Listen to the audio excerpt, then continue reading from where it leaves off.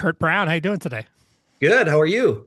I'm good. So we've been friends and kind of cohorts on a number of different shows for many years.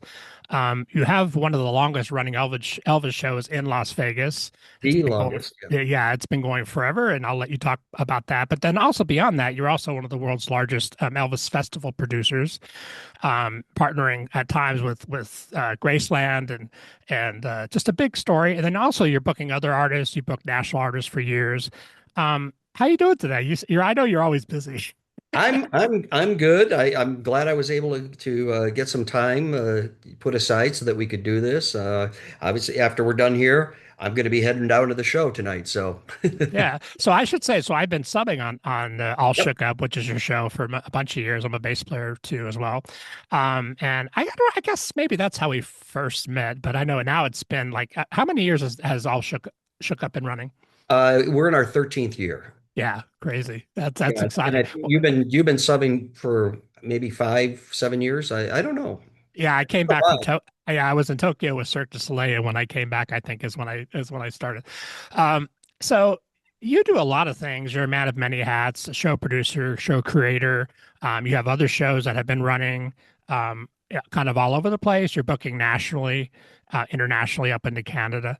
How did you get started with the whole idea? Well, first of all, let's start with Elvis. How did you become a fan of Elvis, and how did you get started with producing and all that kind of thing?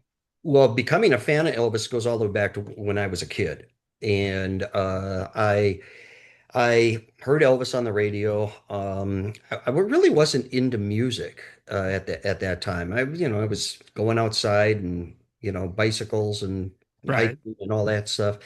And one day, I don't know why, but we had a record player, and I was going through the albums. That's how old I am. I was going through the LPs, and I came across there was an album, and it was an Elvis album, and it was my sister, my older sister's actually, and it was Elvis live at the International Hotel in Las Vegas. Right. Really famous album. Yep.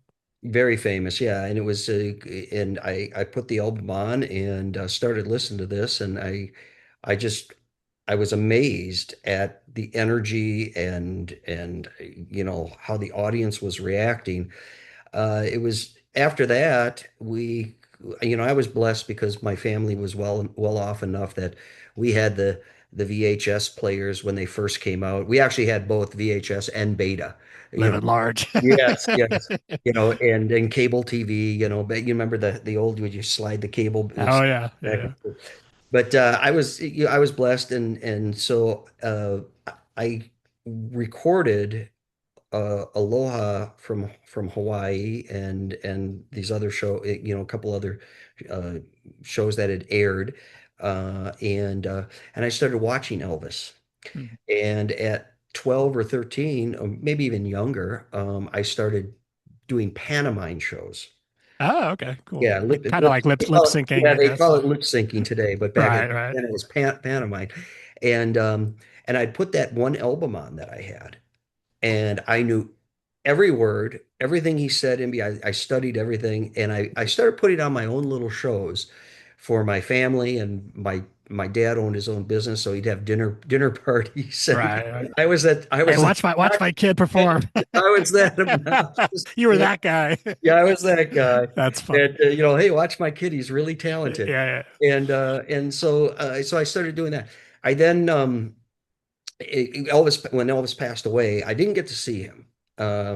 He did come. I grew up in Green Bay, and he did come to Green Bay, but I couldn't get tickets. I tried.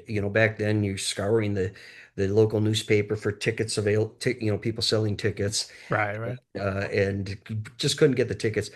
My mom, this is funny story, and I don't want to go digress too much, but my mom said, "Well, Kurt, you didn't get the tickets, but I just heard on the radio Elvis is flying in today, the day of the show, in his plane, the Lisa Marie, and Right. it's gonna and so if you want, we'll go out to the airport because and see if we can see him."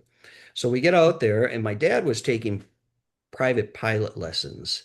And it just so happens that the Lisa Marie came onto the tarmac and parked right there by the building where my dad took his private pilot lessons. Wow, And, crazy. and my mom saw his instructor.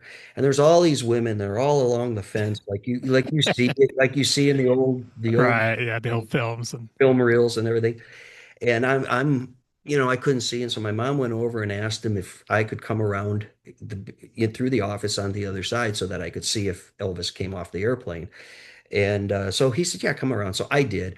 I was literally about 50 yards from the Lisa Marie, and Elvis came out, and they had spotlights, searchlights kind of thing, right. and he walked out, and I mean the glow off his suit was like a god. It was like a It's like the clouds parted. yeah, like an Aztec god, Right. Yeah, yeah.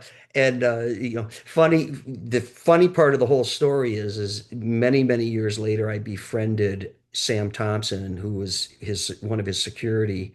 uh, Right, right. The mafia guys, right? yeah, and I asked Sam, I told Sam the story, and I said, so Sam, I was like 9 years old, 10 years old, whatever it was, and I said, if I would have ran, if I would have ran out there, what would have happened? He says, we would have stopped you. And I said, really? And he says, yeah. He says, but if Elvis would have saw that we stopped you, he would have said, no, let him through.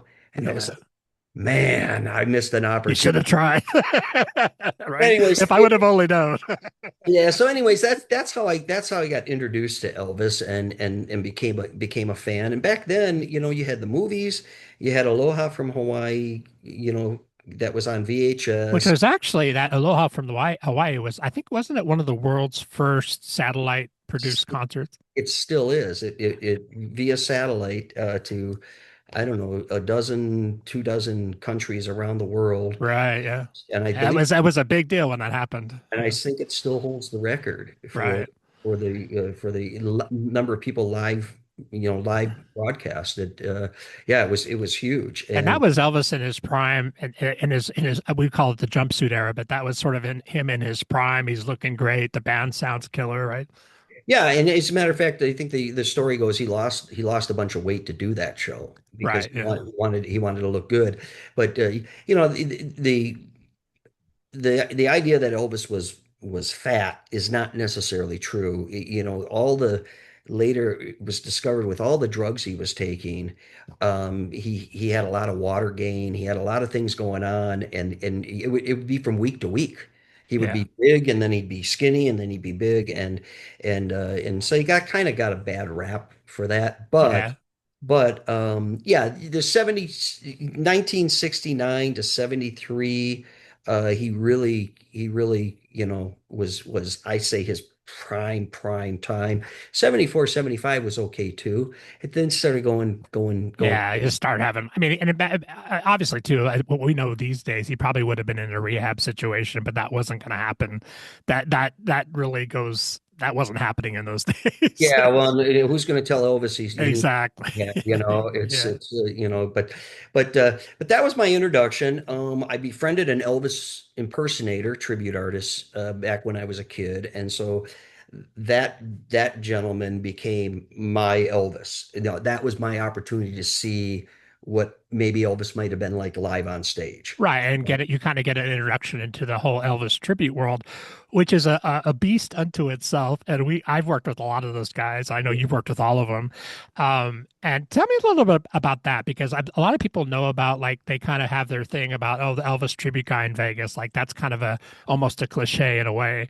But tell me about that because those guys, it's a lot of really talented guys. I mean, Yeah. some are not, are a little wacky, but most are just guys that are working guys, they're entertainers, right? Like any artistic profession, you have people that are really good at it, and you have people that aren't good at it. Okay, Right. to me, I don't take away anything from the guys that aren't good at it. Okay, but there's over 60,000.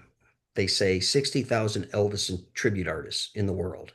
Over here in the United States, I think the Elvis tribute artists get a little bit more of a bad rap, because first of all, Elvis never played outside the United States except for Canada. Right. And a lot of people don't realize that, right? Correct. So Yeah. so the only image of Elvis live kind of thing that people have over in Europe and Australia and Asia is the tribute artists. So there actually seems to be, I actually think that there, in some ways, there's more respect for the tribute artists overseas Yeah, I would agree with that. Yeah. than there are here in the United States, because here in the United States, it's like there's one in every town. Right. Well, and I was going to say, because when I moved to Vegas in 1989. And I mean, one of my first tribute gigs was with an Elvis. It was Jonathan von Brana, who was one of the original guys in Legends in Concert, which is a very famous tribute show Yep. that was here for many years. And I kind of got introduced to the world of the fan club, which which was also a whole, you don't realize that even those guys have huge fan clubs, right? They do. They're actually in themselves they're their own artist. Right. And Yeah. there's guys that have, you go on Facebook, YouTube, you go on all the social medias, and these guys have hundreds of thousands of followers. With millions of views of their videos and Millions. selling merch and the whole. They sell merch. They're doing concerts all over the world. Some of the best guys, they call them the ultimate. Okay, Right. and there's And we're there's going to talk about that. Yeah. yeah, these guys, they travel worldwide doing shows, and they got to be hauled out the back door just like Elvis was, so the fans don't get to them. It's And some of the guys we worked with, between both of us, we worked with a lot of the, or if not the top. I know you've worked with them, but guys like Bill Cherry and then some of the other we know are just world renowned. They're traveling to Australia, they're traveling to Europe. Tell me about the world of Elvis festivals specifically, because that is a huge thing. I know the Elvis estate through Graceland involved in that. So tell me about that so back specific in thing. so back in 2007, I had been already producing I'm gonna just back up and say I became an Elvis performer when I was in my 20s, and I wasn't very good at it. Okay, but I Yeah, did a bunch of but you have a great voice. I've heard you sing. So. well, but I didn't have what all these guys get today. I Right, didn't right, have yeah, yeah. all that stuff. But I did Elvis, and I did a bunch of other impressions like Garth Brooks and Neil Diamond and all of them. But I realized I wasn't that good. So I got on the producing side and the management side of it. So in 2007, I was approached by Trump Marina Oh, in okay. uh, Yep. in Atlantic City, and I had already been producing shows, Elvis shows with different guys, Elvis tribute shows, and they asked me if I could develop a contest, and they wanted to do all this, and I said, yeah, well, I can do that. I said, as a matter of fact, I've heard. Well, let me back up. I didn't say that. I said I could do it. So I put the whole package together. I sent them the proposal. They loved it. Well, the lawyers for Trump Marina for the casino came back and said, does this guy have the right to use Elvis's name? Yeah, because that's a big deal right there with the rights, and then the Elvis estate, as we know, they're super protective of anything Elvis. And I said, well, like, as long as we use the king and we use this and we don't get, Right. we'll be fine. And they said, no, no, no, no, we're Trump, so it means we will be sued. Yeah, we're a big target. We're a big target. Even more so these days, but that's a different So I topic. said, well, yeah, so let me see what I can do. So I actually called up Elvis Presley Enterprises, which Huh? is which is the estate, for that Right. lack of a better term. And it just so happened that that very year, 2007, they were starting something called the Ultimate Elvis Tribute Artist Contest. Hmm. And for them to get on board, and they had to be very careful with this because the Elvis fans, quote, they didn't want to alienate them, because there are a lot of Elvis fans that don't like these guys. Right. And they're also very protective It of what. very Yeah, exactly. and so they were very nice, and they said, and I said, well, I'd like to get a license. How do we go about do that? And they said, well, we won't license casinos, and we won't allow it here, and we won't allow it there. So unfortunately, we can't do it. So I went back to Trump Marina, and I told them I couldn't get the license, and so we had to scrap it. The next year, I get a call. So they held the contest, and they had 20 guys or whatever from Right. around the world, They and didn't probably didn't know what they were in for trying to no, produce a and show. Yeah. the first guy that won was Sean Clush, Yeah. is his name. And if you Google him, you'll find out he is like, he was on the TV show, the HBO show about the music business. Uh, Mhm. I can't remember the name of it off the top of my head. But But with he's been on Ray television. He had a Marino, lot of with publicity. Ray Romano, was the music producer, and he did a whole segment on there. Sean Clush did a whole segment on there as Elvis. Oh, okay. Ray Romano was trying to steal Elvis away from the Colonel. Oh, that's funny. Yeah. Anyways, but so the next year, I get a call from Elvis Presley Enterprises saying, "Hey, do you want to do this? Do you want to Wow. you want to do this? And we're willing to work with you now." I said, "Yeah, sure." Well, I called up Trump Marina, and they didn't want to do it anymore. Mhm. But I started calling because I was already booking a lot of different tribute shows, not just Elvis, but different tribute shows. Right. And other national artists, we should say And too, that which you had been doing for years, right? national artists, yeah, I got my feet wet doing national artists when I was the entertainment director for a casino in Milwaukee, Potawatomi Casino in Milwaukee, and we did. I was there for 3 years, and we did 150 national acts a year. Right, which is a I lot. booked every, I booked everybody, yeah, I booked everybody from James Brown, Chicago, Martina McBride. Uh, Right. I mean, you name it, Hall and Oates, you name it, Tony Bennett.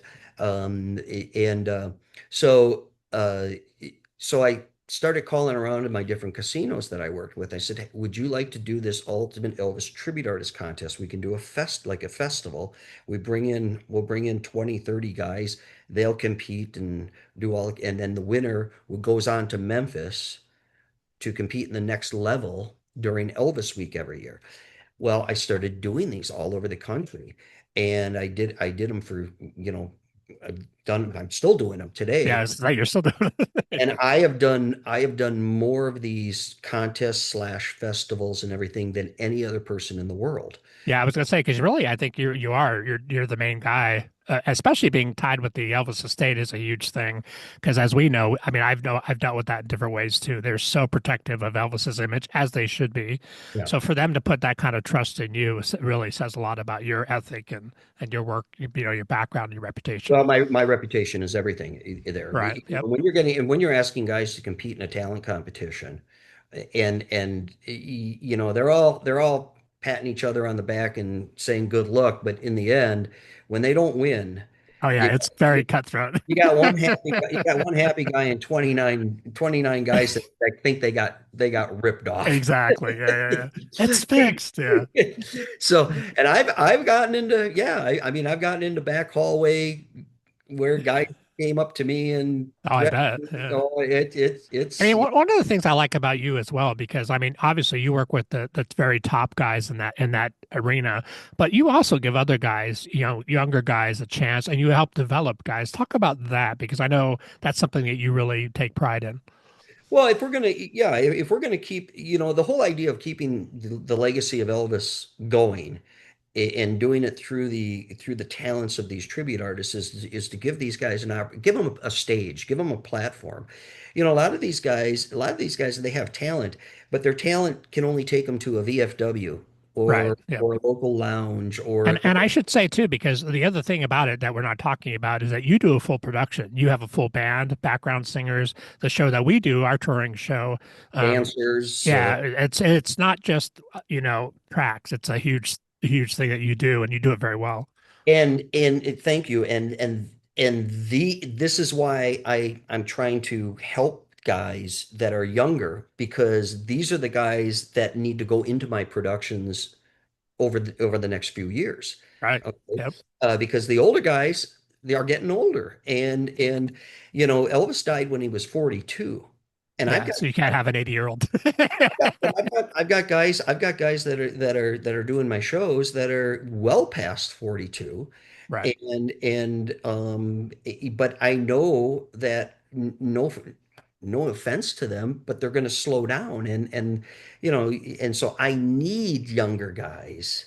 and Right. and I have to help them, and I have to give them a platform to get out there and do their thing. And so I get guys and I put them in front of 3,000, 4,000 people, okay, in some big Yeah, venue. we've done huge. I mean, the thing is that the shows that we've done together, we're playing Yeah, national theaters yep. that any act you could think of is playing too. So it's got to be high level, got to come out and kick ass, and That is correct. I mean, we walk in those places and we're no different than Tim McGraw. exactly. You Yeah, know, I huge, mean, huge venues. Yeah, and they expect a professional show, and they expect it, and that's what we provide. yeah, That's what we provide, and so I need those young guys, and but I also need the guys that carry the ultimate title, to have that marquee value, right. and so I try to do a combination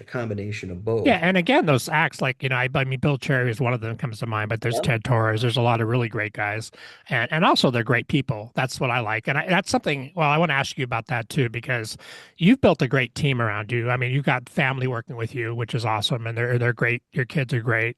They do production with you, Yeah. and but also everybody. That was one of my things. Like when I first started doing the shows with you, is that everybody that works with you are really great people. And I know that's something that's very important for you. Talk about that and building a team, how that works for you. Well, it's interesting because when I was performing, I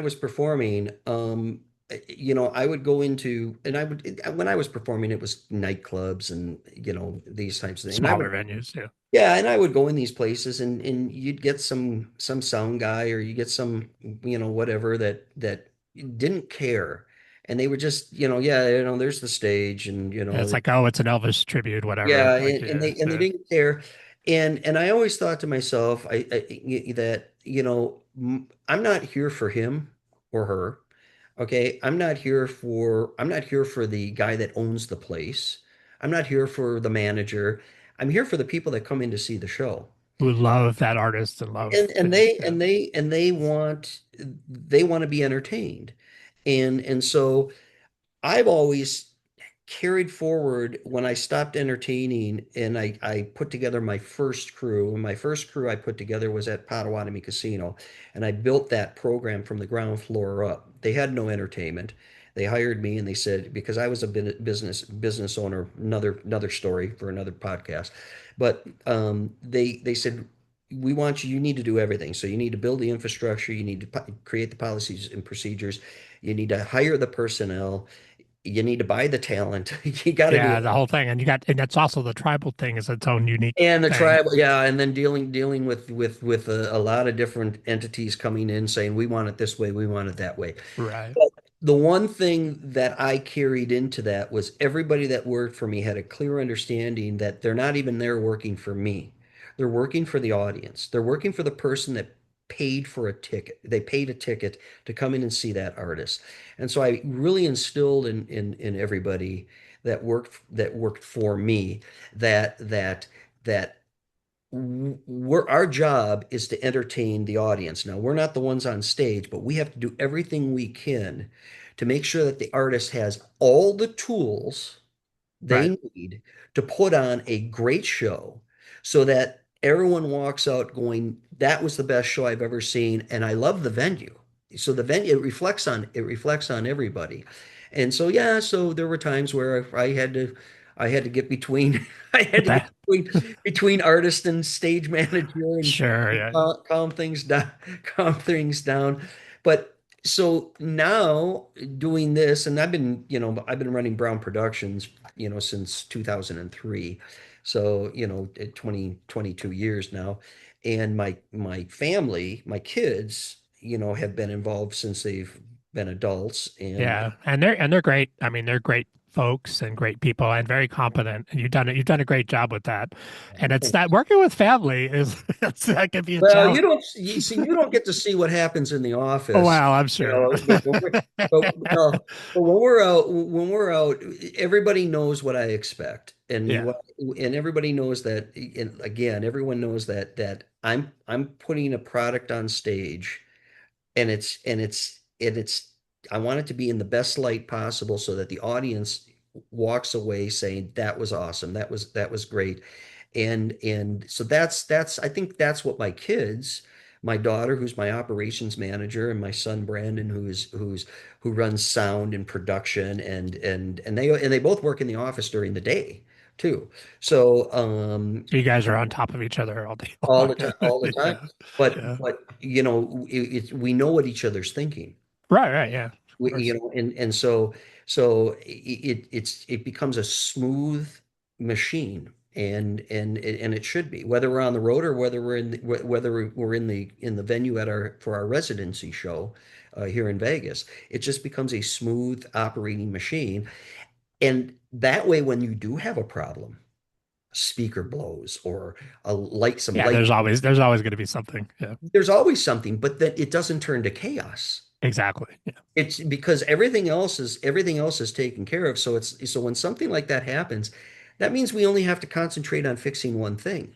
We don't have to fix everything else that's unraveling around us because everything stays tight. And that's what I try to instill in. Yeah, and setting a tone too, because like, it can be a high pressure situation doing shows. And I should say too, All Shook Up, which is running in Vegas at the Alexis Park, um, that's 7 days a week, which is intense. That's very intense, right? Yes. Yeah, I got nicknames, 7 day a week guy. When we started the show, But you keep a lot of, but because you're running 7 days a week, I should say you keep a lot of people working because of I that, which is really awesome. yeah, we rotate set. We have I think 16 or 17 musicians in that rotate through that show. We have anywhere between 3 to 4 Elvises at any time that can come in.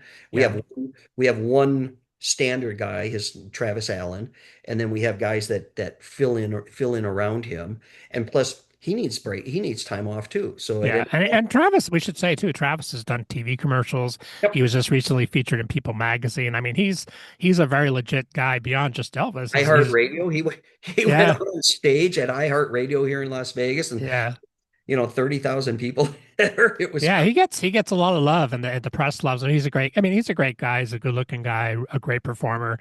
And I think the thing about that's important for you too is all the guys that do the Elvis show with you have a great reverence for Elvis.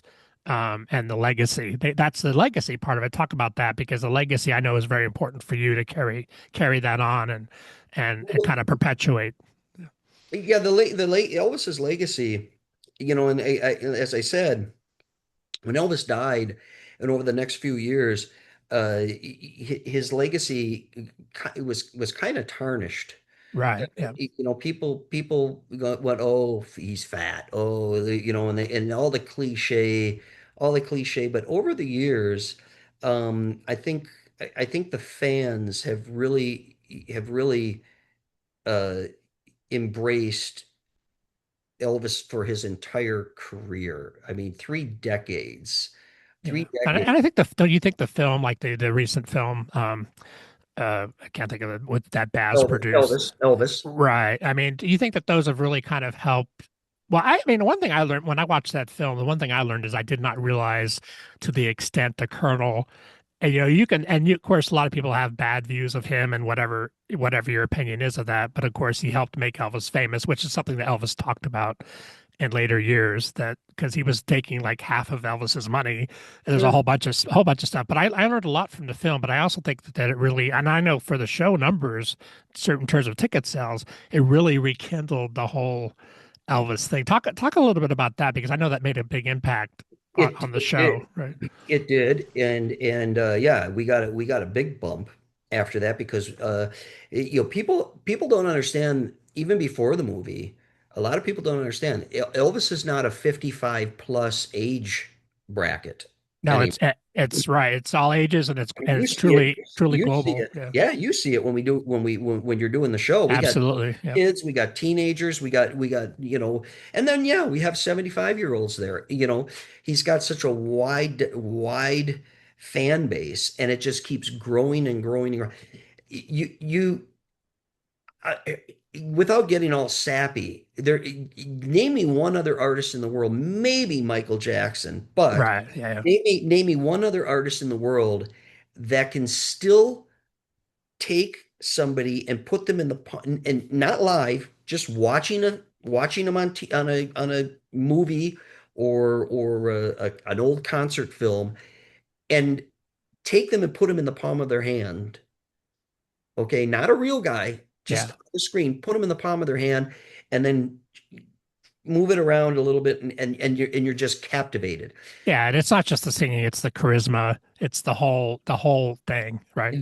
The idea that the charisma that he had actually comes through the screen to you Right. sitting in your sitting in your living room, okay, or at a theater, okay. That the idea that you can that a man could do that is just amazing. To me, it's Winston Churchill type power. Right. It's like a once in a generation kind of, yeah, it's extremely Right, rare. Yeah. right. And I think that, I mean, that's the thing, like, again, like your reverence for that and your reverence for his legacy is something that I've always liked and admired about you, because you do definitely make it about the fans. And like when you bring the hammer down sometimes if we're on the road or whatever, it's not because you're trying to be mean. It's because you care about what the fans are going to see and That's exactly. what their experience is going to be. And I think everybody respects that. And It goes back. Yeah, it goes back to what I said. Yeah, yeah, yeah. I definitely do. Talk about the changing landscape for tribute artists, and also the, like, with the prevalence of like Indian gaming, those casinos, it's really changed that whole world. Talk a little bit about that topic. Yeah, so the Native American casinos have been around for a long time, but now I'd say in the last 10 years, they're starting to figure out how to run them, Yeah, and because at first it was a little wobbly legged kind of yeah, it figuring was out. they didn't have, they didn't always have the right personnel. They didn't know what they were doing, and they always say that the gaming business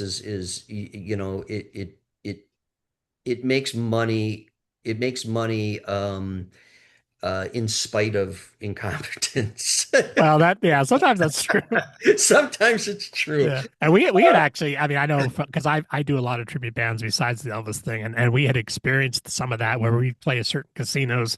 One of them was in El Paso, and they're great, the nicest people, but what they were doing money wise, it was just nuts, and like to the point where they came up to me and the guitar player and said, "Hey, we're going to go buy you guys guitars and basses, so you don't have to travel." I'm like, "Well, that's cool, but wow, who Yeah, would do that?" So, that's but anyway, great. yeah, but anyway, But they, carry on. so with the expansion of the Native American casinos and it has really opened the door, for the tribute industry, because there's a lot of these casinos, and more are now getting into metropolitan areas. Right, Okay. Milwaukee, and Well, Milwaukee, that was actually Milwaukee was the first casino to open in an right, urban right setting, downtown. Yeah, right downtown. yeah, Otherwise, back in the day, these casinos, they were in the middle of the woods. They were on the reservations, right. and we all know the reservations weren't in in convenient areas, Yeah, and so i- national artists didn't want to play. A lot of the national artists didn't want to play the Native American casinos. First of all, it was very difficult to get to them. Okay. A lot of the national artists that would go and play them were what we would call kind of BX. the oldies and goodies acts, Right. the from the 50s and 60s, and and so the tribute bands came along and said, "Well, we'll play them. We'll go and play them, and you can charge money to see us." And next thing you know, you've got tributes to the Doors and to the Beatles, the Yeah, Stones. making really strong money for Yeah. yeah, And of course Elvis, the Elvis tribute artist. It became a home for Elvis tribute artists. right. And now, after 30 years of the Native American casino market, it's become a staple for tribute shows to go and play these. And like we said, some of these shows, tribute shows, are playing 3, 4, 5,000 seat. venues. And they're making money that some A-list artists would make too. It's really an interesting thing. And also too, as we know, like in Vegas in particular, like a lot of the lounge gigs, the gigs that musicians used to be able to do have gone away. So many musicians now, I even wish they'd come back, by the way. well, I'd like to see, I'd like to see professional shows I agree. Yeah. in the lounges of these casinos. And what I mean is they can be open air, but you still have a railing around. So if you want a seat, you know, Right. but in the old days it was like, hey, look, if you want a seat in the lounge, you gave the maitre d or the host, you gave him a little tip and Yeah. he got you a seat. Or Otherwise, you buy a drink, whatever. Yeah. yeah, or you buy a drink, or otherwise hang out on the outside of the rail. Yeah.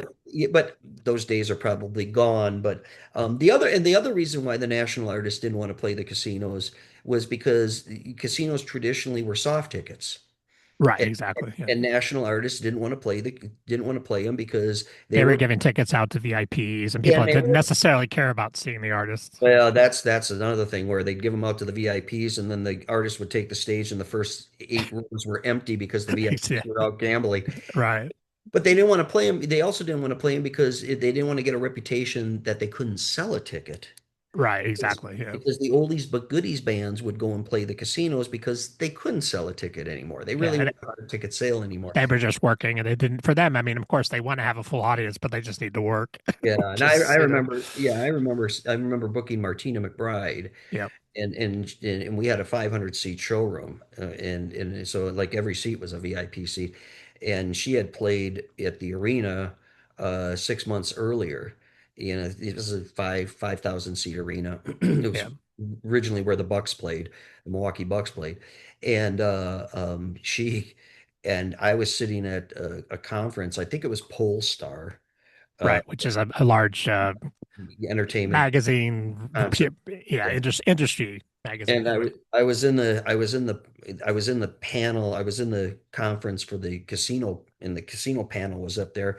Right. And one of the panel members said, "I don't know whose bright idea it was to let Martina McBride play that casino in Milwaukee."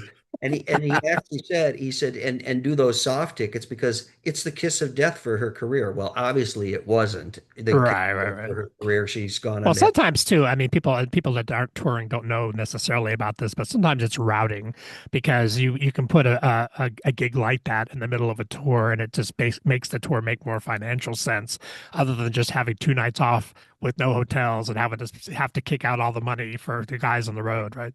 Right, absolutely. But I'll say this: it, it's fun to walk into a casino and they have a calendar of upcoming shows, and our tribute show, whatever it might be, It's right up Elvis there, yeah. or Rod Stewart or Tina Turner or whatever, is right next to some national artists, and you're like, wow, Yeah. Or you know. playing the same rooms. Yeah, Exactly. Maroon 5 is playing here next week. It's like, Exactly. are you kidding me? Yeah. But you know what? It's good for, I mean, the guys, like I was going to say, like a lot of those gigs that used to happen are gone. So for us musicians that like kind of middle income musicians, it's a great way to make a living. You're only playing, typically you're playing 70-minute, 90-minute shows. You're not playing 6 hours a night and you make good money. So that's been an awesome way for many people to be able to make a living and still survive as a musician. Right, absolutely. And yeah, and it beats the heck out of doing the old rock clubs or the old country clubs where you're going in and doing 5 hours. Yeah, shuffling gear. That's what people always ask me. Do you mind using rental gear? I'm like, no. I am I like totally good with using rental you're the gear. one that always says to me, so is my bass back line too? Yeah, yeah. You rent me a bass. Yeah, exactly. Because nobody wants to fly with the guitar these days. Um, Especially these days. exactly. So you've been doing this a long time at a very high level. What's some advice that you could give to younger artists and also maybe people that want to get into booking bands? What's some things that you could impart? Well, on the artist side, I would say this. Um, get your marketing material together. You know, it's not enough just to have talent these days. You can have all the talent in the world, and I get it. Yeah, you can put YouTube videos and stuff. But I get so many young artists that contact me, whether it's a tribute artist or whether it's an original artist, Right. they contact me and they say, "Hey, I'm looking for somebody to find me bookings and maybe represent me." And I say, "Well, okay, go ahead and all your forward me your electronic press kit and everything." And they're like, what's that? Yeah, a lot of them do. They're like, "What's that?" And Yeah. but when I do get the stuff, I'm getting really low grade images that are taken off of social media. I'm getting low grade video links that somebody in the audience took some video of them. Or it's a video that's done like an MTV lip sync video, which helps you not Or at all or for that's booking. Yeah. that's the other thing, and that's the other thing, and I should say this, any artists that are out there that are watching this podcast, is there's a difference between material that you use to get a booking and material that you use to sell tickets. Right. Or promote yourself. Or yes. They're different So animals. Yeah. so because as a professional, I can weed through. I can see. I can look at a YouTube video and I can see the talent and go, yeah, you're really good. And I think you'd be really good. Now send me what we're going to send the venue so that they can sell a ticket. And they go, this is all I have. And I said, see, that's the problem. That's the problem is you have to have the marketing material that the venue can use. The venue Right. can't use a third generation video that was shot, on VHS On camera. your grandma came to the show and shot on Yeah, her and on her and iPhone. and some crappy 8 by 10 picture, the venue needs marketing material. So there's two different things. Two different things. It's like it's kind of like I'll say this. One of my very first big successes was a Johnny Cash tribute. Okay, that I put together. I wrote and well, let me before I say I wrote it. I called up this guy came and he did a multi-act show. So I had three different acts in the show, and he was an Elvis guy. He was an Elvis impersonator, Elvis tribute artist. He says, "Hey, I'm now doing Johnny Cash." I said, "Oh, send me what you have." And he sent me some MP3s, and I listened to him, and I'm like, "Wow, you sound a lot like like Johnny Cash. I gotta. You have a picture of you?" And he said, "I'll get some pictures." I said, "Okay, great." So I put him in this show and I shot some video. And again, it wasn't very good video, but I shot some video and I said, okay. And I sent this video out to a bunch of different casinos that I worked with. And all of a sudden, and this was right after the movie Walk the Line came out. Right. Which is a huge film. Yeah, it was after the movie it's after Reese Witherspoon got the Academy Award for Mhm. it.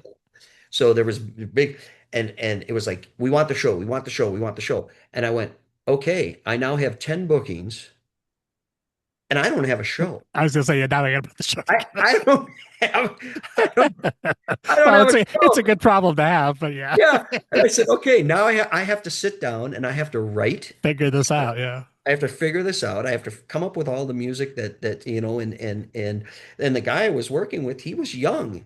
He could sing like Johnny, but he didn't know all the best Johnny Cash. And I was blessed because back then the guitar player I was working with on a lot of my other shows, because I'll use the same musicians. Yeah. Uh, he turned out he was a huge Johnny Cash fan. I mean, Oh, okay. huge, and he could play the hell. And that Johnny Cash thing gets very deep, as like not unlike Elvis, because there's a lot of deep cuts. The hardcore fans are very meticulous Yeah, you, about. you So can't you just got to sing do Ring that. of You got to Fire. do You it can't right. just sing Ring of Fire. Yeah. Exactly. But so he actually helped me to say, okay, you got to do this song, and this song's got to be in, and this song, and this, and boom, we built this show and we put it out there, and it was a success for many, many, many years. And then we went separate ways, me and the guy that was doing, and he's still out there doing it today. Right. And but again, you going back to what I said, if I could give any advice to artists, have material that can get you the booking, but have material that can make that the venue can use to sell the ticket. Yeah, because they're looking at both. They want to say, okay, this guy sounds great, but what else are we going to be able to use for marketing? What are going to be? It's super important to have the follow up, right? Yeah, and in addition to that, having, creating an online presence Yep. and building a fan base. It's hard to build a fan base as a tribute artist. Okay, it's because you're a tribute artist. You're replicating somebody else, whether it's Michael Jackson, Elvis, Neil Diamond. You're replicating somebody else.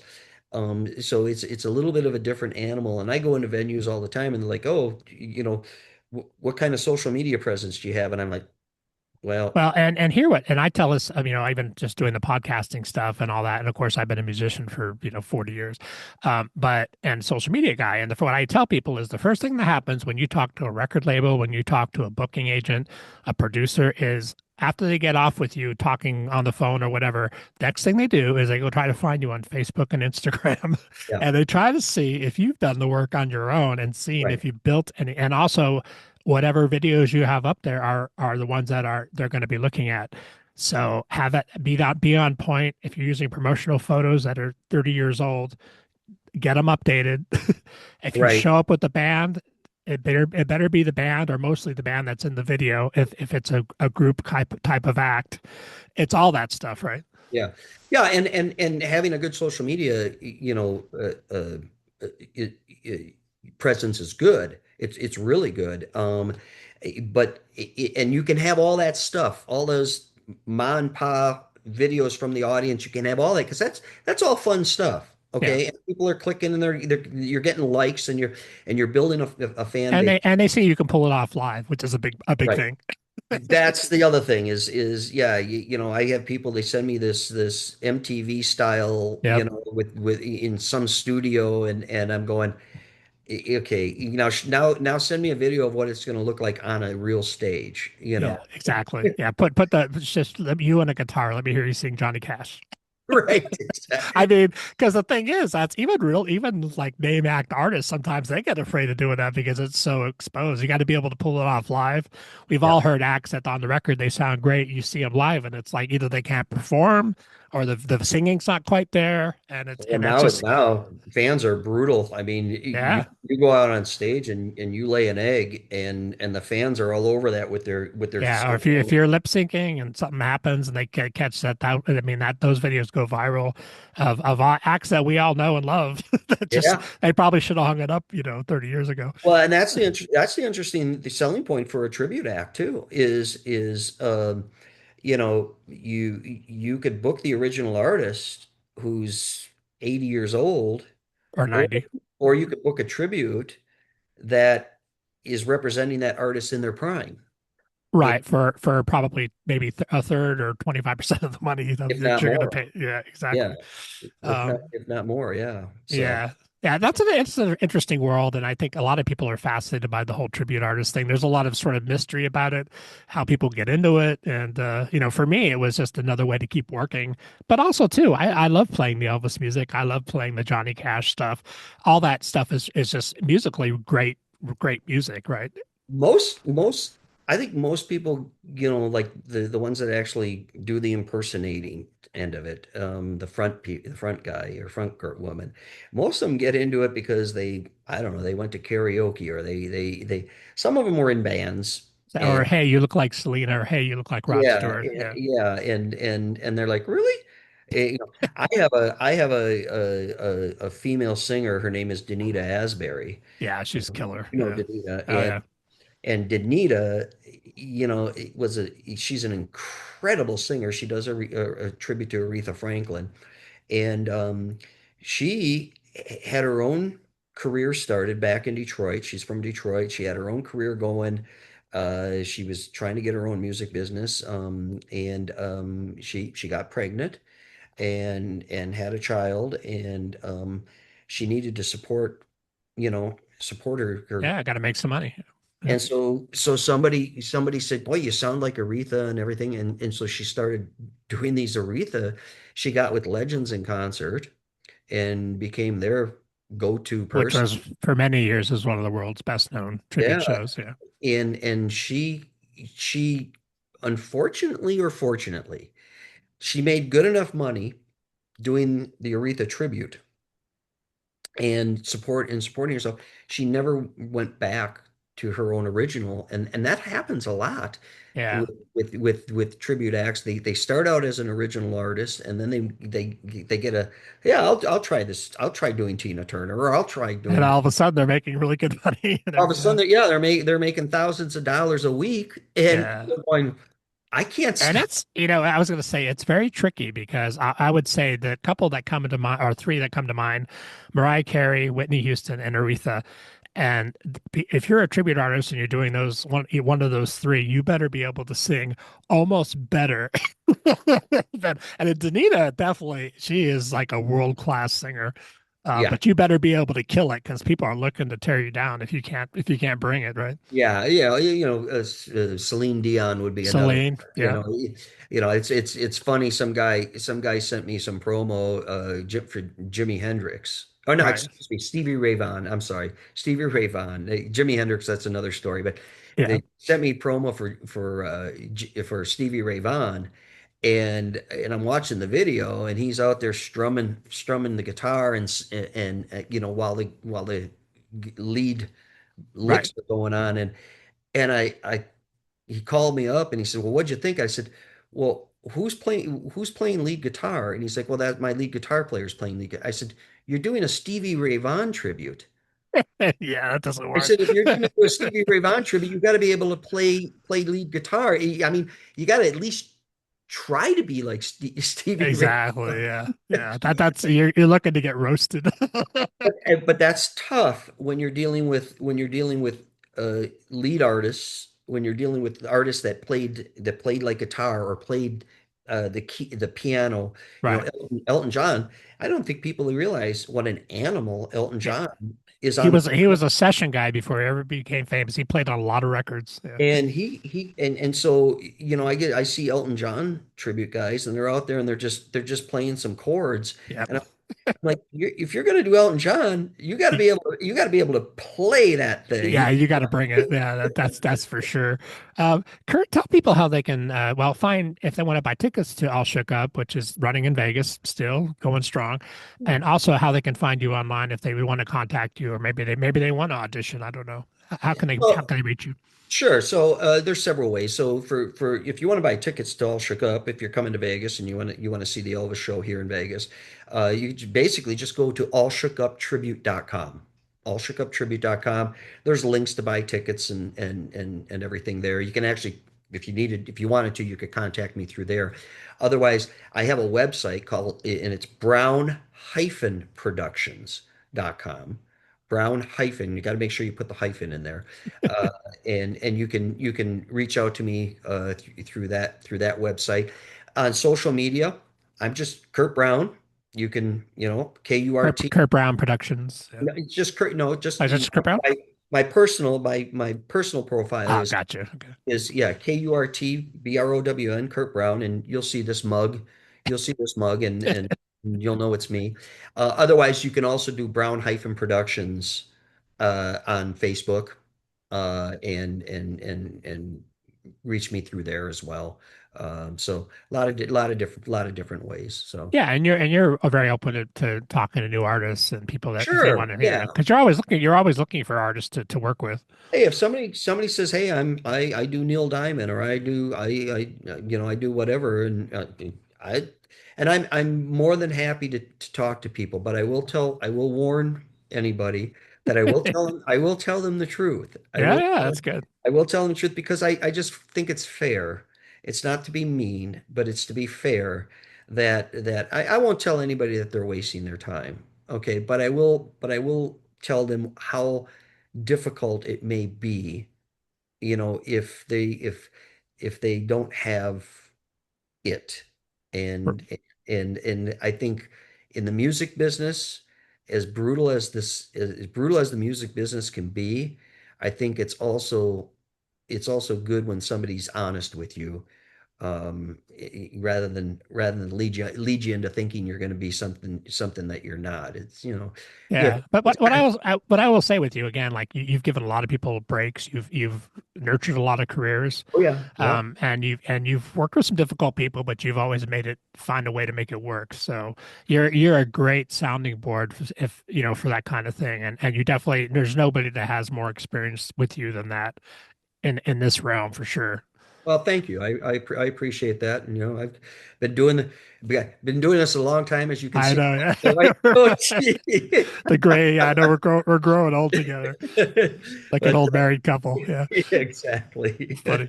Well, thank you so much for taking the time. I know you're super busy, and like I said, you're running 7 days a week in down, and you're also booking. You're doing all this stuff, so I Yeah. appreciate your time and also your great story because it is a great story. It's actually a great American story.